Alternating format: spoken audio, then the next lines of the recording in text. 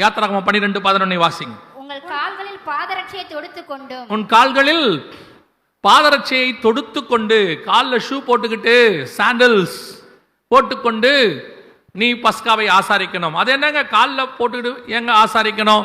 வசனம் அது இந்த வசனம் இருக்கு, வாசிங்க. எபேசியருக்கு நிருபம் 6ஆம் அதிகாரம் 15வது வசனத்தை வாசிங்க. சமாதானத்தின் சுவிசேஷத்திற்குரிய, சமாதானத்தின் சுவிசேஷத்திற்கு உரிய ஆயத்தம் என்னும் பாதரட்சையை, ஆயத்தம் என்னும் பாதரட்சையை கால்களிலே தொடுத்தவர்களாயும், கால்களிலே தொடுத்தவர்களாயும். அப்பனா சபை இரண்டாவது சுவிசேஷத்தை, சமாதானத்துக்குரிய சுவிசேஷத்தை, ஆயத்தம் என்னும் பாதரட்சையை தரித்து கொண்டு, சர்ச் மஸ்ட் பி ரெடி, ஆயத்தம். உங்களால சொல்ல முடியுமா, நான் இன்று கிறிஸ்துவை சந்திப்பதற்கு ஆயத்தமாயிருக்கிறேன், விரும்புகிறேன் இல்ல, ஆயத்தமாயிருக்கிறேன்? உங்களால சொல்ல முடியுமா? பையன் பாருங்க, எக்ஸாம் வந்த உடனே எல்லா பையனுக்கும் ஃபர்ஸ்ட் மார்க் எடுக்கணும்னு ஆசையாக தான் இருக்கும். எல்லாருக்கும் என்ன எப்படி இருக்கும்? First mark. பையன் கேட்டா நீங்க கேட்பீங்க எக்ஸாமுக்கு, என்னடா எக்ஸாம் வந்துருச்சு படிச்சிட்டியாடா? அதெல்லாம் படிச்சுட்டேன். எவ்வளோடா மார்க் வரும்? எப்படியும் 80-90க்கு மேலே தான் வரும். எழுதிட்டு வருவான். வரும்போது கேளுங்க, எப்படா எழுதிருக்க? சூப்பராக எழுதிருக்க. என்னடா சொல்கிறேன்? 2 கொஸ்டின் தான் விட்டுட்டேன், மற்றபடி எல்லாம் எழுதிட்டேன். நமக்குமே மனசில் என்ன ஆகிடும், 2 கொஸ்டின்னாலும் ஓகே, 10 மார்க் போனாலும் 90 மார்க் பையனுக்கு வந்துடும் போல. ரிசல்ட் பார்த்தா 35 இருக்கும், இல்லைன்னா சிலது ஃபெயிலும் ஆகிருக்கும். என்னடா நல்லா எழுதுனேன்னு சொன்னேன், அடுத்த வார்த்தை அவன் சொல்லுவான், நான் நல்லா தான் எழுதுனேன், அவங்க சரியா திருத்தலம்பா.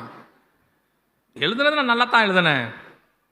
அப்போ கூட படிக்கிற பையன் 100 எடுத்திருப்பான். இப்போ நீங்க கேட்பீங்க, அவன் மட்டும் 100 எடுத்திருக்கிறானே, அது எப்படிரா?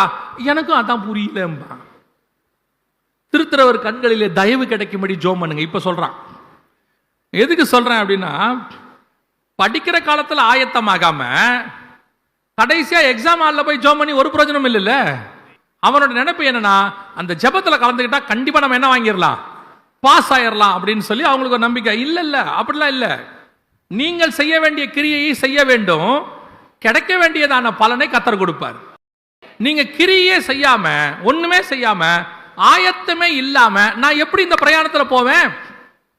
ஆண்டவர் சொல்றாரு, உன் பாதரட்சையை கட்டி தொடுத்துக்கொண்டு ரெடியா இரு, ஆயத்தம். That's very important. அது நீங்க வருகையில போகிற சபையை எல்லாத்தையும் பாருங்க, ஆயத்தம் பண்ணினார்கள், ஆயத்தம் பண்ணின வேர்டு வந்துகிட்டே இருக்கும். மணவாளனை சந்திக்க ஆயத்தப்படு, அப்படித்தானே சொல்லுது வசனம்.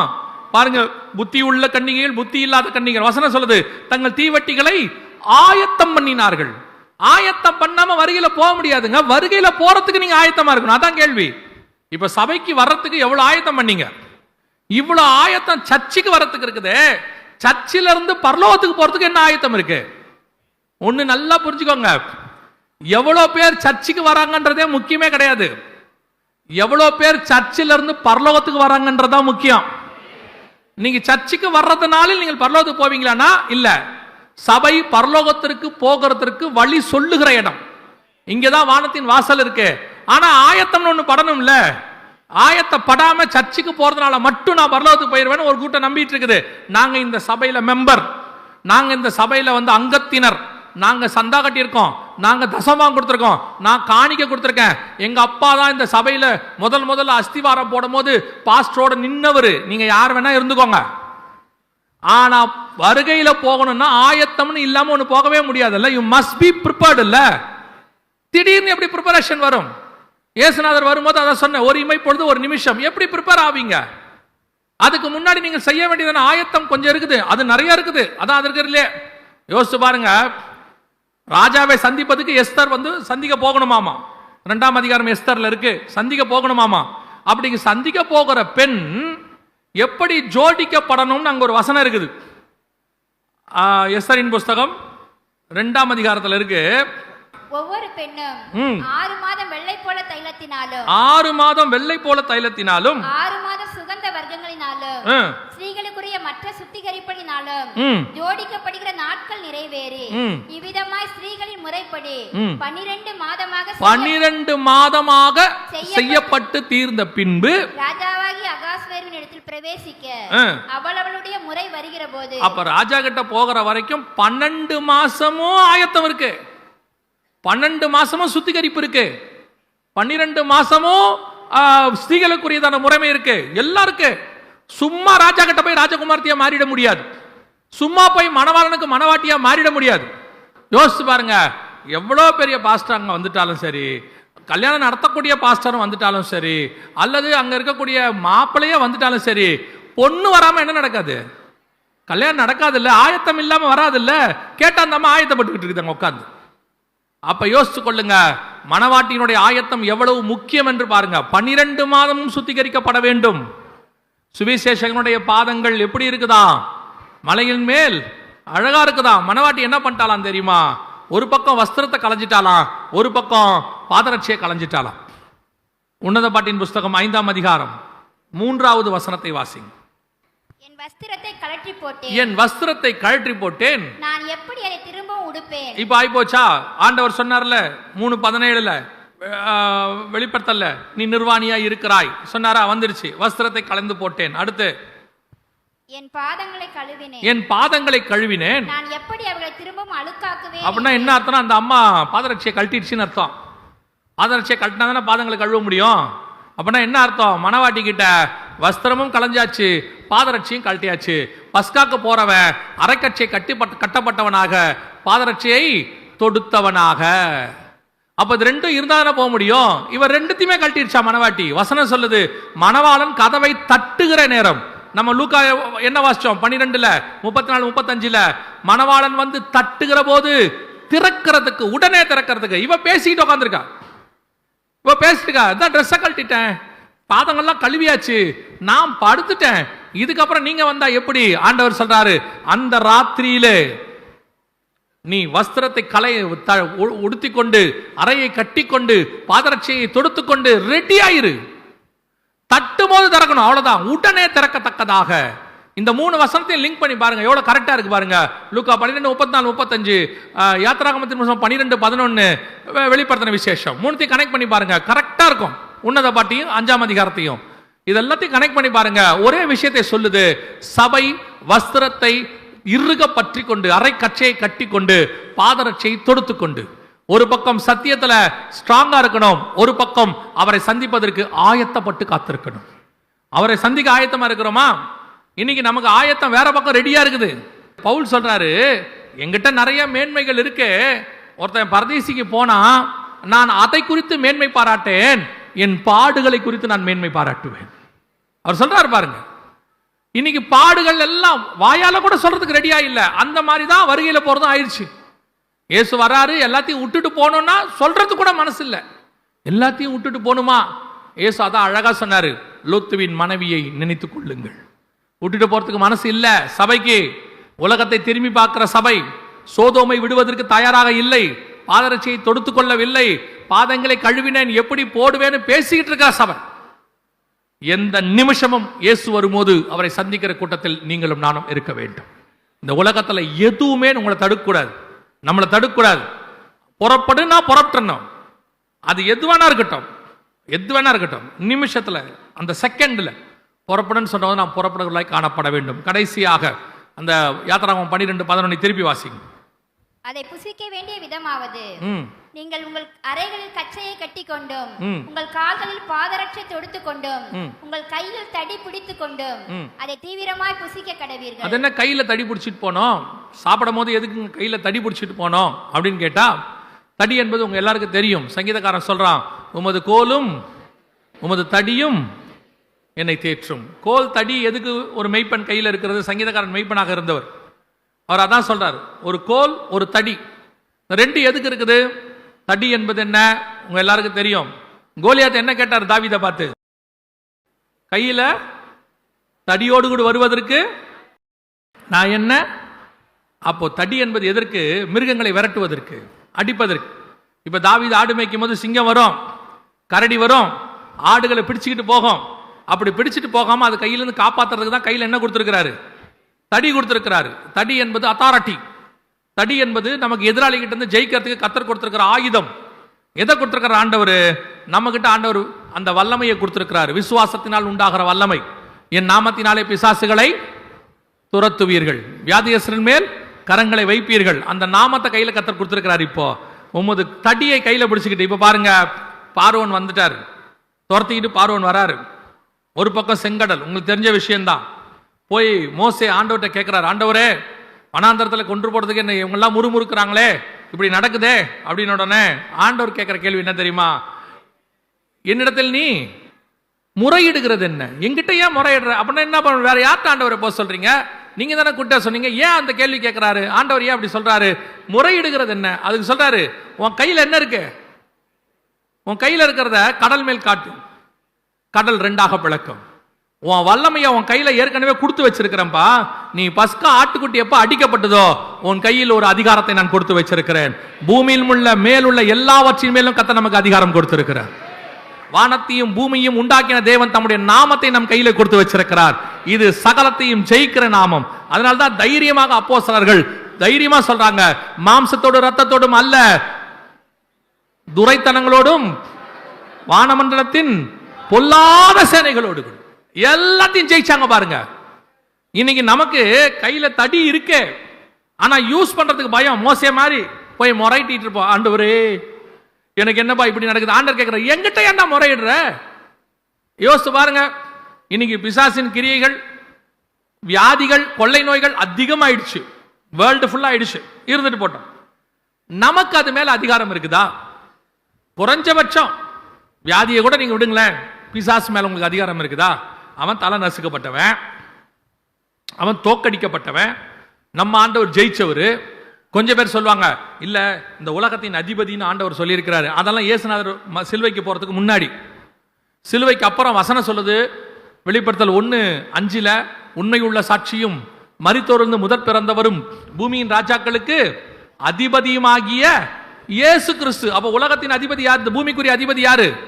இயேசு கிறிஸ்து. அவனை தள்ளியாச்சுங்க, அவன் போஸ்டிங் போயிருச்சு, தலை சிதைச்சாச்சு, தோத்தாச்சு, கீழே தள்ளியாச்சு.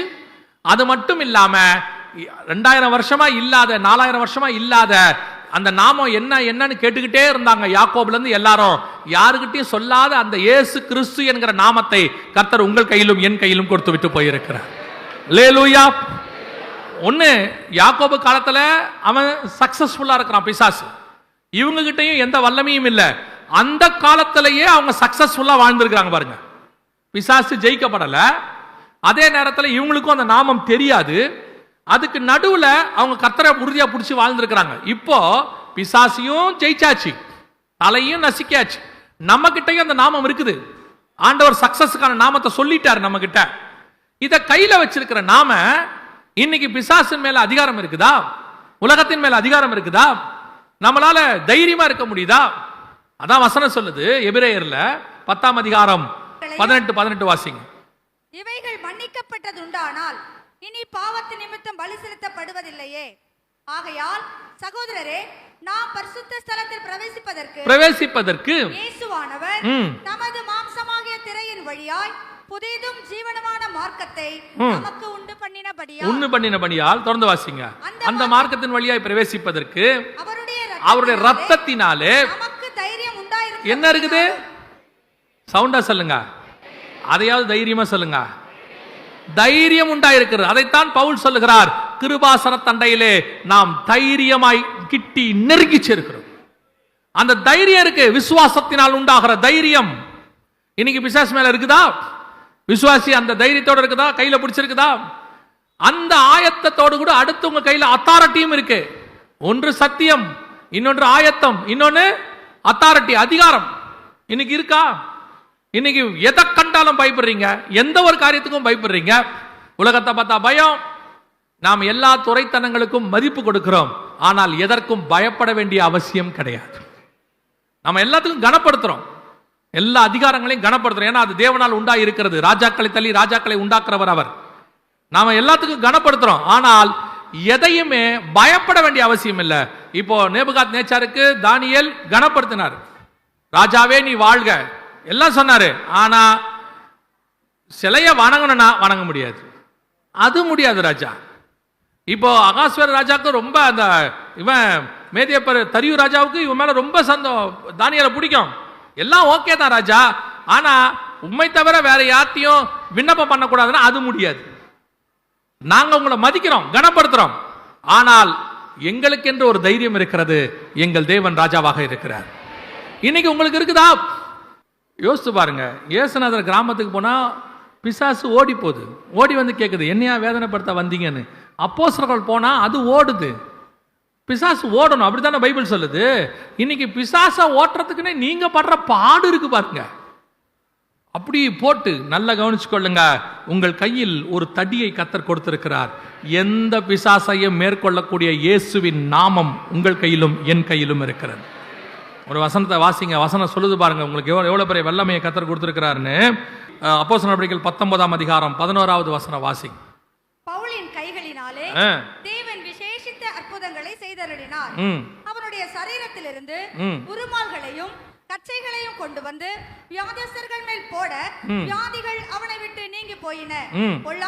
பொல்லாத ஆவிகளும் அவர்களை விட்டு புறப்பட்டன. அதுதாங்க உங்க கையில இருக்கிறது. வசனம் என்ன சொல்லுது? 11 பவுலின் கைகளினாலே கர்த்தர் தேவன் விசேஷித்த அற்புதங்களை செய்தார். யோசிச்சு பாருங்க. பைபிள்ல பவுல் எழுதின நிருபங்கள் ஜாஸ்தி. என்னென்ன அற்புதம் செஞ்சாருன்னு இருக்காது. என்னென்ன அற்புதம் ரொம்ப செஞ்சாருலாம் இருக்காது. 1-2 தான் இருக்கும் பவுல் என்ன அற்புதம் செஞ்சாருன்னு சொல்லி. ஆனா நிருபம் ஜாஸ்தி. ஆனால் வசனம், இந்த ஒரு வசனம் சொல்லுது, பவுலின் கைகளினாலே தேவன் விசேஷித்த அற்புதங்களை செய்தறினால். ஒரு அவன் மேல உருமால்களை கொண்டு போய் போட்ட உடனே வியாதியஸ்தர் சுகமானாங்களாம், பொல்லாத ஆவிலாம் ஓடிச்சான். இதுதான் கர்த்தர் உங்க கையிலும் என் கையிலும் கொடுத்திருக்கிறதான தடி. ஒரு பிரயாணப்படுகிறவன் அந்த வழியா போகும் பொழுது கையில தடியோட போனானா, நாங்க சமீபத்தில் ஒரு இடத்துக்கு போனோம். போகும்போது அந்த அது ஒரு மலை ஏறி இறங்குற இடம். ஸோ அது போறதுக்கு ஒரு 3/4 மணி நேரம் ஆகும். நடந்தான் போனோம். போகும்போது என் கூட வந்தவர் அந்த ஊர்க்காரர் என்ன பண்ணாரு, கையில ஒரு கொம்பு கொடுத்தாரு. நான் கேட்டேன், இது எந்த கொம்பு, இந்த கொம்புக்கு எதுக்குங்க எனக்கு அப்படின்னு கேட்டேன். அப்போ ஒரு வார்த்தை சொன்னாரு, மாஸ்டர் அப்படியே போகும்போது பாம்புக்கு வந்து அடிச்சிடுங்கன்னாரு. இப்போ பாருங்க, கையில கொம்பு இருக்கிற ஒரு தைரியம், உள்ளுக்குள்ள பயம் இருந்தாலும் கையில இப்ப என்ன இருக்குது? ஒரு தைரியம் இருக்கிறது. வந்தா அடிக்கலாம், வரல அது வேற விஷயம், வந்தா அடிக்கலாம். அப்போ ஒருத்தர் சொன்னாரு, நீங்க நடக்கிற சத்தத்தை கேட்டா பல மிருகங்கள் ஓடிடும். அந்த சத்தத்துக்கு அது என்ன செஞ்சிருமா? இங்க மனுஷங்க வராங்கன்ட்டு அது என்ன செஞ்சிருமா? போயிடுமா. சில நேரத்துல டார்ச் அடிச்சுக்கிட்டே போறாங்க, அந்த வெளிச்சத்துக்கு அது என்ன செஞ்சிருமா? ஓடிடும். யோசிச்சு பாருங்க, உங்க நடக்கிற சத்தத்துக்கே அது பயப்படுது. சாதாரண மனுஷன் நடக்கிற சத்தத்துக்கு மிருகம் பயப்படுது. ஒரு வெளிச்சத்துக்கு மிருகம் பயப்படுது. உங்களுக்குள்ள சர்வ வல்லமையுடைய வெளிச்சம் தங்கி இருக்கிறது. உங்கள் கைகளில் அவருடைய நாமம் என்கிறதான தடி இருக்குது. எந்த மிருகமும் பயப்படும். 1,00,000 பேர் வச்சுக்க, கோடி பேர் வச்சுக்க, அத்தனை பேரையும் ஜெயிக்கிற ஒரு பேர் எங்க கிட்ட இருக்கு. அந்த பேர் இயேசு என்கிற பெயர். அந்த பெயருக்கு முன்பாக சகல பிசாசும் முடங்கும், சகலமும் விரட்டப்படும். சகலத்துக்கு மேலான அதிகாரம் உள்ள நாமம் நம் கையிலே கர்த்தர் கொடுத்து வச்சிருக்கிறார். இன்னைக்கு விசுவாச கூட்டம் ஒரு பக்கம் சத்தியம் என்கிற அரகட்சியும் இல்ல, ஒரு பக்கம் பாதரட்சியும் இல்ல, ஒரு பக்கம் கையில கோலும் இல்ல. இப்போ உட்கார்ந்துகிட்டு சொல்லுது, எப்படிங்க இந்த வருகையில போகிறது? நீ ஆயத்தப்பட்டா தானே போக முடியும். இவ்வளோ காரியங்கள் இருக்கு புறப்படுறதுக்கு. எதுக்கு? எகிப்தை விட்டு புறப்படுறதுக்கே இவ்வளவு இருக்கு. இதை தாண்டி இன்னும் இருக்கு. புளிப்பில்லாத அப்பத்தை புசிக்கணும், கசப்பான கீரையை சாப்பிடணும், எவ்வளவு விஷயம் இருக்கு. ஒவ்வொன்றத்துக்கு பின்னாடி ஆவிக்குரிய சத்தியம் இருக்குதுல்ல. இவ்வளத்தையும் நீ செய்யும் போதுதான் பஸ்கா ஆசாரித்ததுக்கான முறைமை. இன்னைக்கு சும்மா உட்கார்ந்துட்டு பண்டிகை வந்துருச்சு, அதை கொண்டாடுறோம், இதை கொண்டாடுறோம். உங்கள் பண்டிகைகளினாலே உங்களுக்கு ஒரு பிரயோஜனமும் இல்லை. உங்கள் பண்டிகைகள் வேணா உங்களுக்கு கொஞ்சம் சந்தோஷத்தை கொடுக்கலாம், ரெஃப்ரெஷ்மெண்ட் கொடுக்கலாம். ஓகே பரவாயில்ல, கொஞ்சம் குடும்பமா உட்கார்ந்து சாப்பிட்டோம், ஆமா கொஞ்சம் ஜாலியா இருந்தோம், பேசணும், அது ஏன்னா உங்க மாம்சத்துக்குரிய சந்தோஷத்தை கொடுக்கலாம். ஆனால் அதன் பொருள் கிறிஸ்துவை பற்றினது. அது வரும் காரியங்களுக்கு நிழலாயிருக்கிறது. அதை நீங்க கரெக்டா ஃபாலோ பண்ணும்போது இந்த இடத்தை விட்டுட்டு நம்ம இன்னொரு பண்டிகை கொண்டாட போகிறோம். ஆட்டுக்குட்டியானுடைய கல்யாணம் ஒன்று இருக்கிறது. அதுதான் கர்த்தர் நமக்கு வச்சிருக்கிற நித்திய பண்டிகை. அல்லேலூயா. கர்த்தர் வெகு சீக்கிரத்தில் வரப்போகிறார். உங்கள் அறைகள் கட்டப்பட்டதாயும், உங்கள் பாதரட்சியை தொடுத்ததாயும், உங்களுடைய கரங்களிலே தடியை பிடித்து கொண்டதாயும் தைரியமாய் புறப்படுங்கள். வழியிலே செங்கடலோ பார்வோனோ பசியோ பஞ்சமோ எதுவுக்கும் கவலைப்படாதீங்க. கானானுக்கு கொண்டு போய் சேர்க்கிறவர் நம்மோடு கூட இருக்கிறார். அல்லேலூயா.